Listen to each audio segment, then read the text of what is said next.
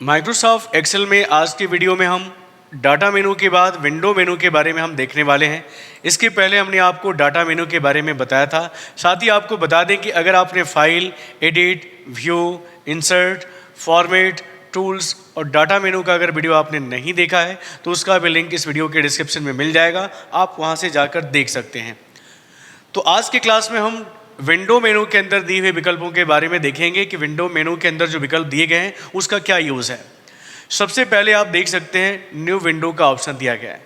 हमारे सामने आप देख सकते हो कि ये डाटा टेबल हमने बनाया है जिसमें बहुत सारे रिकॉर्ड आप देख पा रहे हैं कि बहुत सारे रिकॉर्ड हमने रखे हुए हैं। अब आप देखें, अगर हमको रिकॉर्ड को देखना है तो हमें ऐसे स्क्रॉल करके अपने पेज को ऊपर की तरफ ले जाके हम रिकॉर्ड को देख सकते हैं। लेकिन अगर हम चाहते हैं कि सभी रिकॉर्ड हम एक साथ देख सकें, दो अलग अलग विंडो के अंदर हम इस पेज को खोल सकें और रिकॉर्ड को देख सकें, तो इसके लिए आपको जो है विंडो मेनू के अंदर दिए हुए न्यू विंडो ऑप्शन पे क्लिक करना होगा। जैसे क्लिक करेंगे आपके सामने एक और माइक्रोसॉफ्ट एक्सेल विंडो खुल के आ जाएगा। स्टेटस बार पे आप देखेंगे कि यहाँ पे आपको मार्कशीट डॉट XLS1 का एक विंडो दिख रहा है और दूसरा जो है यहाँ देख सकते हैं मार्कशीट Excel.3 नाम का विंडो दिख रहा है। इसका मतलब है कि आप इसमें मार्कशीट 1 के अंदर एक विंडो आप ओपन कर सकते हो। इसको थोड़ा सा हम और जूम कर लेते हैं, जूम करके 100 कर देते हैं। अब देखिएगा आपको हम 1 के अंदर दिखा रहे हैं कि इसके अंदर आपको 1 से लेकर 21 तक के रिकॉर्ड यहाँ पे दिखाई दे रहे हैं एक बार में। और दूसरे विंडो के अंदर हम क्या कर सकते हैं, 21 के बाद आप इसको स्क्रॉल कर लीजिए, ऐसे पेज को ऊपर की तरफ ले जाइए और इस तरह आप देखिए 21 के बाद आप अगले रिकॉर्ड को यहाँ से आप क्या कर सकते हो, देख सकते हो। लेकिन फिर से देखें, अगर हम शीट 1 के अंदर जाते हैं तो आपको 1 से लेकर 21 तक के रिकॉर्ड दिख रहे हैं। लेकिन अगर आप शीट 2 पे जा रहे हो तो यहाँ पे आप देखें 21 के बाद की जो रिकॉर्ड है आप यहाँ देख पा रहे हैं। यानी एक्सेल सीट के अंदर अगर बहुत सारे रिकॉर्ड आपने रखे हुए हैं और एक बार में अगर उस रिकॉर्ड को नहीं देख पा रहे हो तो उसके लिए विंडो मेनू के अंदर आपको ये विकल्प मिलेगा, जहाँ से आप क्या कर सकते हो, आप एक ही फाइल को दो अलग अलग विंडो में खोल सकते हो। इसका फ़ायदा ये होगा कि आप एक बार में पूरा रिकॉर्ड अगर नहीं देख पा रहे हैं तो हम शीट 1 और इस तरह शीट 2 के अंदर रिकॉर्ड को देख सकते हैं। अब एक चीज़ और देख लीजिए और क्लियर हो जाएगा। विंडो मेनू के अंदर देख सकते हैं अरेंज का ऑप्शन दिया है। जैसे आप अरेंज पे क्लिक करेंगे आपके सामने अरेंज विंडो खुल के आ जाएगा, आप देख पा रहे होंगे, जिसमें सबसे पहले आप देखें टाइल्ड का विकल्प दिया गया है, हॉरिजॉन्टल दिया गया है, वर्टिकल दिया गया है, कैस्केडिंग दिया गया है। अगर हम टाइल्ड पे क्लिक करके और ओके करते हैं तो आप देख सकते हैं कि जो दो विंडो आपके सामने खुले हुए थे वो आपको अब इस तरह दिखाई देने लगे। हम इसको थोड़ा सा इस तरह कर लेते हैं, इसको पहले कर लेते हैं और इसको हम बाद में रख लेते हैं। अब देखिए 1 से लेकर 19 तक के रिकॉर्ड आपको इस विंडो के अंदर दिखाई दे रहे हैं। पहले विंडो के अंदर 1 से लेकर 19 तक के रिकॉर्ड आपको दिख रहे हैं और इसी तरह 19 के बाद रिकॉर्ड है आप देखें जब दूसरे विंडो के अंदर आप देख पा रहे हो। मैं क्या बता रहा था कि अगर एक्सेल सीट बहुत बड़ा है और आप पूरा रिकॉर्ड एक बार नहीं देख पा रहे हो तो आप अपने विंडो को दो भागों में यहाँ से बांट सकते हो, न्यू विंडो करके, और दो विंडो के अंदर आप अपने रिकॉर्ड को एक साथ देख सकते हो। जैसे मैंने क्या किया है, अपने फाइल को दो विंडो में ओपन किया है और विंडो को ओपन करने के बाद हमने इसको अरेंज किया है।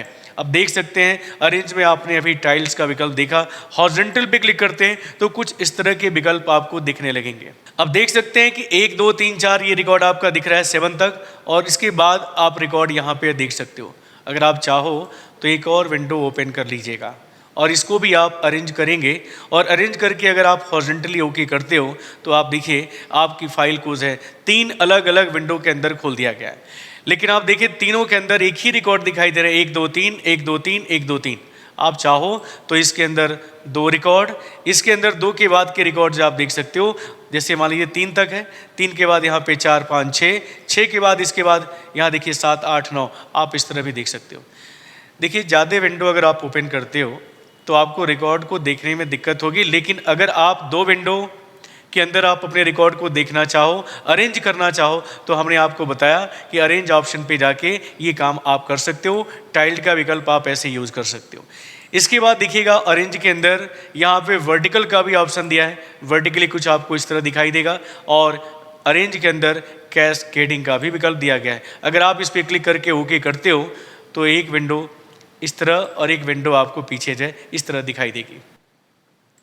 अब मान लीजिए कि आप पहले विंडो के अंदर 21 तक की रिकॉर्ड आप देख पा रहे हो, तो दूसरे विंडो के अंदर आप क्लिक करिएगा और 21 के बाद जो रिकॉर्ड आपको देखना है ऐसे आप देख सकते हो। तो इस तरह हम कैस्केडिंग यानी अरेंज करने के विकल्प आपको जो दिए गए, यहाँ देखिएगा विंडो ऑफ एक्टिव वर्कबुक, जो भी एक्टिव रहेगा उस विंडो को यहाँ पे आपको शो करेगा।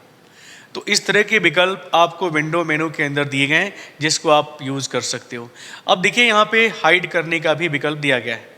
जिस तरह हमने रो और कॉलम को हाइड करना सीखा है, ठीक उसी तरह विंडो मेनू के अंदर जो है अगर आपने कई विंडो को ओपन किया है, अगर वर्कबुक के अंदर आपने कई विंडो ओपन कर रखा है तो उस विंडो को आप यहाँ पे हाइड भी कर सकते हो। आपने 2 विंडो ओपन किया है, आप देखिए अगर आप चाहते हो कि इस विंडो को हम हाइड कर दें तो विंडो मेनू के अंदर आपको ये विकल्प मिल जाएगा। हाइड पे जैसे क्लिक करेंगे देखिए हाइड हो चुका है। इसी तरह आप इस विंडो को भी अगर आप चाहते हो छुपा दें तो विंडो मेनू के अंदर जाके आप हाइड ऑप्शन का प्रयोग करके विंडो को छुपा सकते हो। आप देख सकते हैं विंडो मेनू के अंदर अगला विकल्प अनहाइड का दिया गया है, और जितने विंडो हाइड किए गए हैं ध्यान दीजिएगा, पहले से भी मैंने एक विंडो हाइड किया था और देखिए यहाँ पे 2 विंडो हमने अभी हाल ही में इसको हाइड किया है। अगर आप चाहते हो इसको अनहाइड करें तो आप इसे सिलेक्ट करने के बाद ओके करेंगे तो जो भी हाइड किया गया विंडो होगा वो फिर से आपके सामने डिस्प्ले हो जाएगा। लेकिन हाँ, अगर वर्कबुक को प्रोटेक्ट किया गया है यानी पूरी फाइल को अगर प्रोटेक्शन दिया गया है और आप चाहते हो कि उसे हम अनहाइड कर दें तो ऐसा आप नहीं कर पाओगे। जैसे आप देखिए टूल्स मेनू के अंदर आपको हमने प्रोटेक्शन का विकल्प बताया था और प्रोटेक्ट में यहाँ देख सकते हैं प्रोटेक्ट वर्कबुक का विकल्प दिया गया है। अगर हमने स्ट्रक्चर और विंडोज़ दोनों को यहाँ पे प्रोटेक्ट किया है और यहाँ पे हमने पासवर्ड इनपुट किया है, जैसे हम यहाँ पे कोई पासवर्ड इनपुट कर देते हैं और ओके करते हैं, यहाँ रीटाइप करिएगा पासवर्ड को और यहाँ पे भी आप ओके कर दीजिएगा। ओके करने के बाद अगर आप विंडो मेनू के अंदर जाते हो, अनहाइड पे जाते हो और अगर आप चाहते हो कि इस विंडो को जो हाइड किया गया है इसको दोबारा हम अनहाइड करें तो आपको ओके करने पर ये पासवर्ड इनपुट करना पड़ेगा। हमने कहा अनहाइड भी वही करेगा जिसने पासवर्ड को जाना होगा या पासवर्ड को जिसने इनपुट किया होगा वही अनहाइड भी कर पाएगा। तो अनहाइड करने का जैसे आप कह सकते हो कि विंडो को हम हाइड कर दे रहे हैं और विंडो को हम अनहाइड भी कर दे रहे हैं। तो मैंने कहा कि अगर विंडो को हाइड किया गया है और उसके ऊपर प्रोटेक्शन का भी इस्तेमाल किया गया है तो विंडो को वही अनहाइड कर पाएगा जिसको पासवर्ड पता होगा। अब आप देख पा रहे हैं कि मैं अगर किसी भी वर्कशीट को यहाँ पे सिलेक्ट करके ओके करता हूँ अनहाइड करने के लिए तो हमसे पासवर्ड मांग रहा है। हम यहाँ पे अगर पासवर्ड इनपुट कर देते हैं और ओके करते हैं तो आप देखेंगे कि यहाँ ये विंडो अनहाइड कर दी गई है। तो ये विकल्प होता है अनहाइड करने के लिए। प्रोटेक्शन को आप यहाँ से हटा सकते हैं, अनप्रोटेक्ट कर लीजिएगा 1 2 3 जो मैंने पासवर्ड दिया था यहाँ से आप ओके करिएगा। अब आप देख सकते हैं कि नॉर्मली दूसरा जो विंडो हाइड है उसको आप यहाँ पे ओके कर सकते हो और उसे अनहाइड कर सकते हो।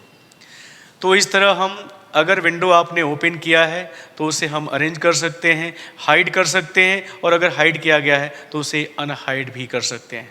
अब आते हैं इस विंडो को हम क्लोज़ कर लेते हैं। इस विंडो को भी आप क्लोज़ कर लीजिएगा और क्लोज़ करने के बाद आप यहाँ पे विंडो मेनू के अंदर देख सकते हैं स्प्लिट का विकल्प दिया गया है। अगर विंडो को आप विंडो में नहीं तोड़ना चाहते हो, नहीं ब्रेक करना चाहते हो तो आप स्प्लिट के द्वारा भी स्प्लिट कर सकते हो। जहाँ से आपको स्प्लिट करना है पहले आप उस सेल को सिलेक्ट कर लीजिएगा। सिलेक्शन करने के बाद विंडो मेनू के अंदर जाएंगे और स्प्लिट ऑप्शन पे क्लिक करिएगा। आप देख सकते हैं कि ये विंडो 2 भागों में टूट गया है। यहाँ देखिए कुछ रिकॉर्ड आपको दिखाई दे रहे हैं और यहाँ पे आपको कुछ रिकॉर्ड दिखाई दे रहे हैं, यानी आप यहाँ पर शुरू के कुछ रिकॉर्ड को देख सकते हो। जितने रिकॉर्ड आपको देखने हैं 1 से लेकर 13 तक के रिकॉर्ड देख सकते हैं और यहाँ पे आप 13 के बाद की जो रिकॉर्ड हैं यहाँ से आप डिस्प्ले कर सकते हो। तो इस तरह हम विंडो को स्प्लिट करने का विकल्प यूज़ कर सकते हैं। यहाँ देख सकते हैं कि अगर विंडो को स्प्लिट किया गया है तो उसे हम यहाँ से रिमूव भी कर सकते हैं, फिर हमारा विंडो एक हो जाएगा। अब आते हैं विंडो मेनू का ये लास्ट विकल्प है फ्रीज पैन। बहुत अच्छा विकल्प है। फ्रीज करने का मतलब आपको समझना है, अगर आपने एक्सेल शीट के ऊपर बहुत सारे रिकॉर्ड को रखे हुए हैं और हम क्या होता है कि जब हम किसी रिकॉर्ड को नीचे की तरफ हम स्क्रॉल करके ले जाते हैं, देखते हुए जाते हैं, तो हमारा जो मेन हेडिंग है, ये जो हमारा लेबल है, ये भी क्या होता है ऊपर की तरफ स्क्रॉल कर जाता है। आप देखें अगर हम वर्टिकल स्क्रॉल बार को ऊपर की तरफ ले जा रहे हैं तो हमारा हेडिंग खिसक जा रहा है। अगर हमें किसी रिकॉर्ड को देखना है, जैसे मान लीजिए कि रोल नंबर 44 का रिकॉर्ड हमें देखना है, तो आपको अगर कहें कि हम ये कौन सा कॉलम यूज़ कर रहे हैं, ये कौन सा कॉलम है, ये कौन सा कॉलम है, ये हमें बार बार ऊपर की तरफ जाके स्क्रॉल करके देखना पड़ेगा। हम चाहते हैं कि हम चाहें कितना भी नीचे क्यों ना जाएं, हमारा ये जो लेबल है फर्स्ट रो ये हमेशा दिखाई देता रहे। तो इसके लिए आपको क्या करना होगा कि रो नंबर 2 को सिलेक्ट कर लेना होगा और जिसके आगे आपको फ्रीज करना है, यानी जिसके ऊपर आपको रिकॉर्ड को फ्रीज करना है। जैसे मान लीजिए कि हम इस लेबल को चाहते हैं फ्रीज करें, तो उसके नीचे वाले रो को आप सिलेक्ट कर लीजिएगा। सिलेक्शन करने के बाद विंडो मेनू के अंदर फ्रीज पैन पे जब आप क्लिक करेंगे तो जो रो नंबर 2 को सिलेक्ट किया गया था उस रो नंबर 2 के ऊपर के जो रो हैं वो फ्रीज कर दिए गए हैं।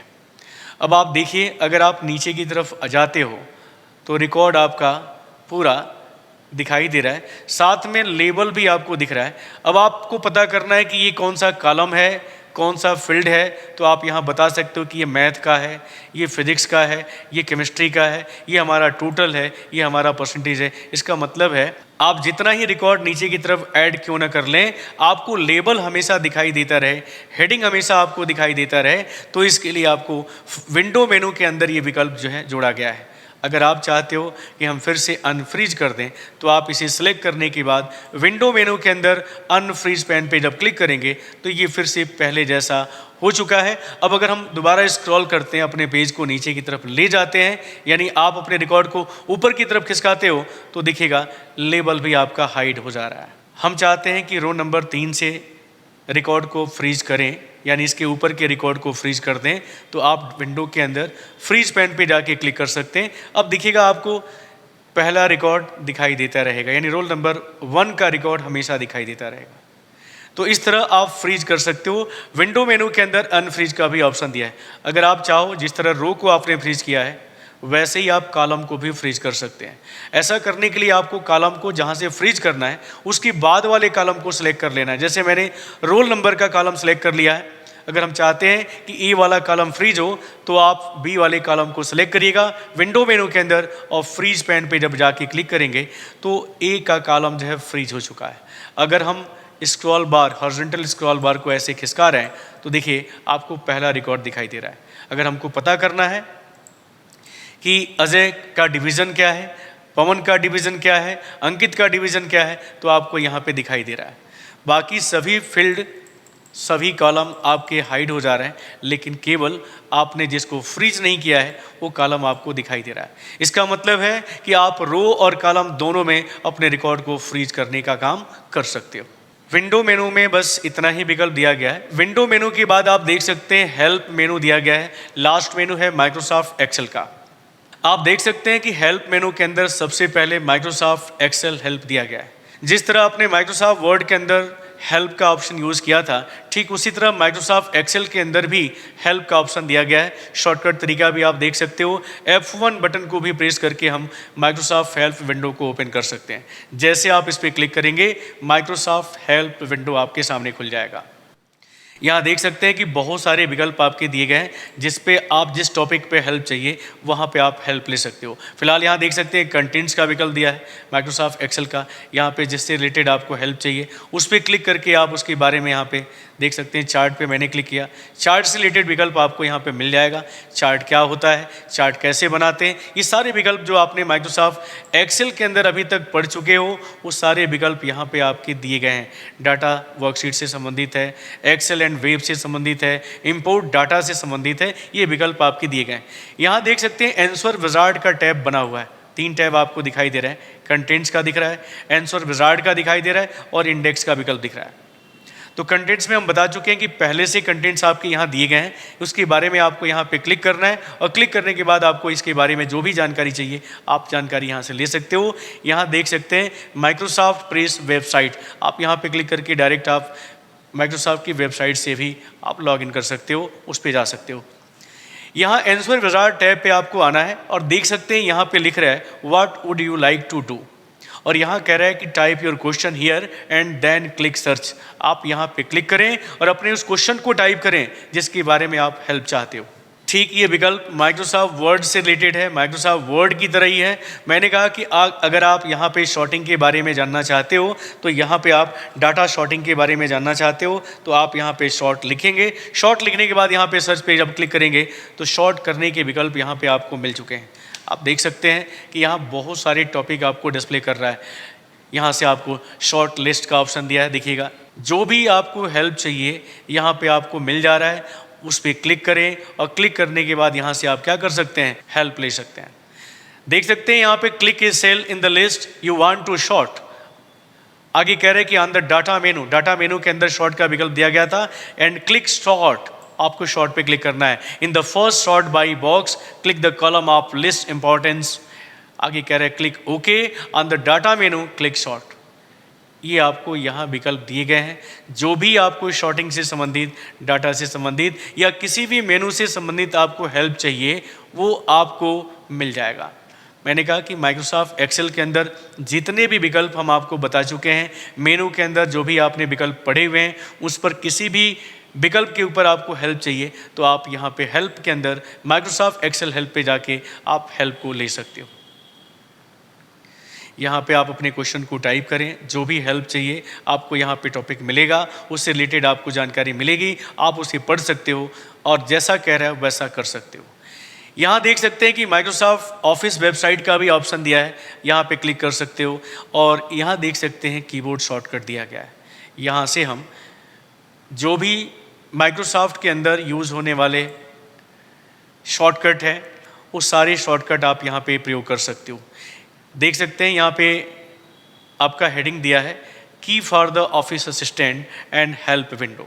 यहाँ पे आप हेल्प विंडो से संबंधित अभी हम बताए हैं कि F1 बटन को दबा के आप असिस्टेंट को ओपन कर सकते हो, हेल्प को ओपन कर सकते हो। तो ये सब विकल्प हैं।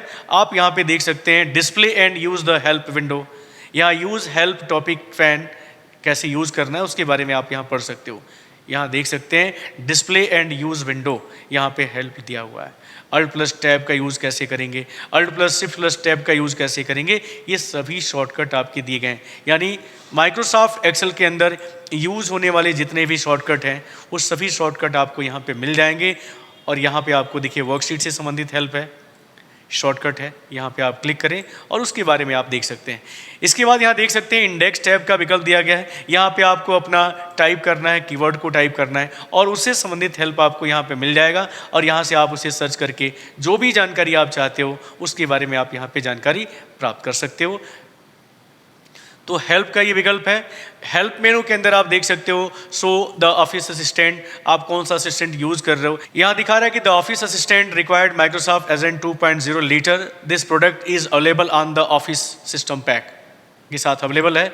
इसके बाद हेल्प मेनू के अंदर देख सकते हो व्हाट इज दिस, आप इस पर क्लिक करके देखिएगा माउस का पॉइंटर के साथ आपके क्वेश्चन मार्क जुड़ गए हैं। अगर आप किसी भी विकल्प के ऊपर क्लिक करते हो तो इससे संबंधित आपको हेल्प देता है, आपको जानकारी देता है। इसके बाद यहाँ देख सकते हैं ऑफिस ऑन द वेब का ऑप्शन दिया है। अगर आप इस पर क्लिक करते हो और अगर आप इंटरनेट से कनेक्ट हो तो microsoftoffice.com आपके सामने खुल जाएगा और जो भी ऑनलाइन जानकारी आप लेना चाहते हो यहाँ पे आप जानकारी को ले सकते हो।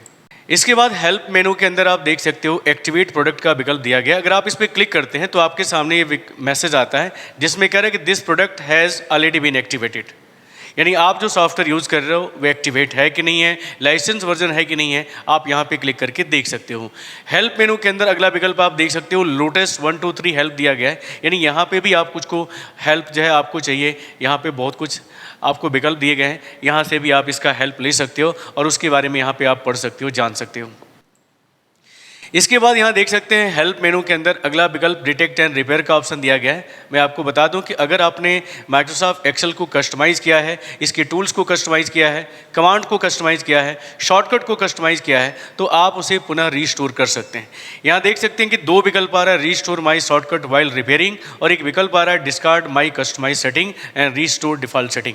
अगर आप इस पर क्लिक करके स्टार्ट करते हैं तो आपका सिस्टम थोड़ा सा समय लेगा और फिर वो सारे विकल्प रीस्टोर हो जाएंगे जो आपके द्वारा कस्टमाइज़ किए गए थे। इसका मतलब है कि आपने अपने अनुसार जो सेटिंग किया था, अपने हिसाब से जो कस्टमाइज़ किया था टूल्स को, कमांड को, शॉर्टकट को, वो फिर पहले जैसा कर दिया जाएगा। तो आपको यहाँ स्टार्ट बटन पे क्लिक करना है और स्टार्ट बटन पे क्लिक करने के बाद कुछ देर वेट करना होगा। वेट करते ही आप देखेंगे कि आपके सारे शॉर्टकट, मेनूज, टूल्स फिर से पहले जैसा हो गया है। अब आप देख सकते हैं हेल्प का लास्ट विकल्प आता है about Microsoft Excel. Microsoft Excel के बारे में आपको यहाँ पे इसके बारे में जानना है कि कौन सा वर्जन है, कौन सा कॉपीराइट है, ये सारी चीज़ें आप यहाँ देख सकते हैं। This product is license to, यहाँ दिखा रहा है, संस्था का नाम आ रहा है, प्रोडक्ट का आईडी नंबर, ये सब शो कर रहा है। ये सब जानकारी आपको यहाँ हेल्प विंडो के अंदर दी गई है। वैसे सबसे इंपॉर्टेंट विकल्प आपका माइक्रोसॉफ्ट एक्सेल हेल्प दिया गया है। इस विकल्प का ही यूज़ करके आप जिस तरह का हेल्प आपको माइक्रोसॉफ्ट एक्सेल के अंदर चाहिए वो आप हेल्प यहाँ पे ले सकते हो। तो आपने माइक्रोसॉफ्ट एक्सेल के अंदर दिए हुए सभी मेनूज़, यानी 9 मेनूज़ है दिए गए हैं, सभी मेनूज़ के बारे में हमने एक एक करके आपको वीडियोज़ है दिया है। अगर आपने ये सब वीडियो नहीं देखा है तो आपको उसका लिंक इस वीडियो में मिल जाएगा। उन सभी वीडियो को आप एक एक करके देख सकते हो। इसके पहले हमने माइक्रोसॉफ्ट वर्ड का भी वीडियो अपलोड कर रखा है, उसका भी लिंक आपको इस वीडियो में मिल जाएगा। अगर आप देखना चाहते हैं तो आप उसे देख सकते हैं। इसके बाद हम माइक्रोसॉफ्ट का पावर पॉइंट जो तीसरा विकल्प है, तीसरा एप्लीकेशन है, वर्ड के बाद एक्सेल, एक्सेल के बाद तीसरा जो एप्लीकेशन है पावर पॉइंट, उसके बारे में हम आपको वीडियो देने वाले हैं, उसके बारे में हम ट्यूटोरियल देने वाले हैं। तो उम्मीद करते हैं कि माइक्रोसॉफ्ट एक्सेल आपको पूरी तरह से समझ में आया होगा। सभी मेनू के जो विकल्प हैं वो आपको पूरी तरह समझ में आए होंगे। अगर कहीं भी दिक्कत है तो आप कमेंट कर सकते हैं। मैं कोशिश करूँगा कि आपके उस कमेंट्स का मैं आपको हेल्प कर सकूं, आपको सहायता कर सकूं। ज़रूरी हुआ तो मैं उस पर वीडियो भी आपके लिए बना के दूंगा। तो आज की वीडियो में बस इतना ही। नमस्कार, जय हिंद।